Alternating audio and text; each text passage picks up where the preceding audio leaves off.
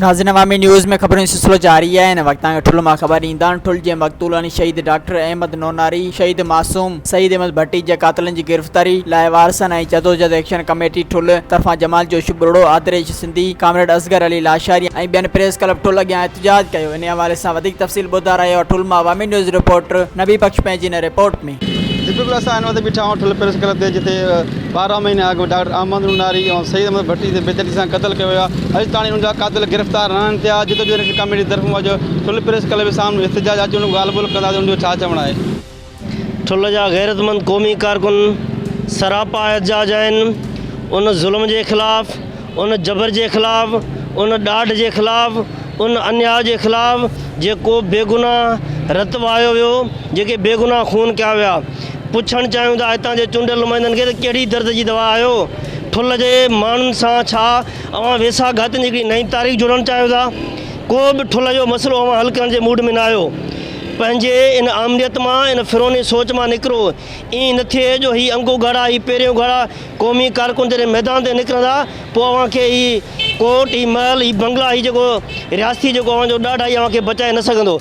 इन करे IG Sindh, DIG Larkana, SP जेकाबाद, DSP ठुल, SHO ठुल खां असीं नंढो मुतालबो आहे ख़ुदारा बेगुनाह क़तल थियल ڈاڪٽر احمد नوناري ऐं मासूम सईद अहमद भट्टी जा क़ातिल गिरफ़्तार कया वञनि। ॿी सूरत में असां पंहिंजो एहतजाज जो दारो वधाईंदासीं।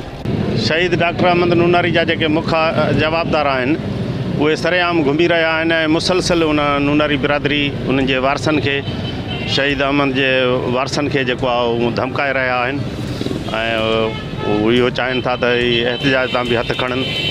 ऐं उनजे घर ते कई दफ़ा असां अॻ में बि निशानदेही कई आहे। इहो गुज़ारिश रखी आहे SP ताईं त बाबा तव्हां जेकॾहिं ईअं कंदव त हू तमामु मासूम ख़तरे में आहिनि। शहीद जा जेके वारस आहिनि, शहीद जी जेका औलाद आहे, हीअ शहीद जो पुटु आहे ڈاڪٽر احمد नوناري जो, ऐं वॾो पुटु जेको आहे शहीद ڈاڪٽر احمد नوناري जो, हे या ॿिया अञा मासूम नंढड़ा।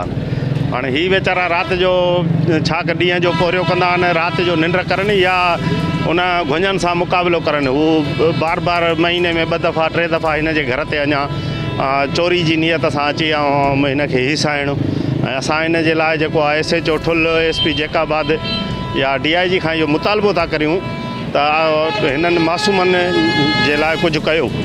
गारत, चोरियूं, अगवा, फुरून जे करे जदोजहद एक्शन कमेटी ठुल जो एहतजाज जारी आहे। ठुल जी जेका पुलिस आहे उहा मुकमल नाकाम थी वई आहे। तव्हां ॾिसो था शहीद ڈاڪٽر احمد नوناري जे क़तल खे माना 12 महीननि खां मथे टाइम गुज़री वियो आहे। उनजे बावजूदि उनजा क़ातिलनि ते गिरफ़्तार न थिया आहिनि। उनजा वारिस, उनजा जेके अज़ीज़, उनजा पुटड़ा, नंढड़ी औलाद सरापा एहतजाज आहे। मज़ीद खबरों और तफसीलात के लिए विजिट करें हमारी वेबसाइट www.awamiNewsHD.com।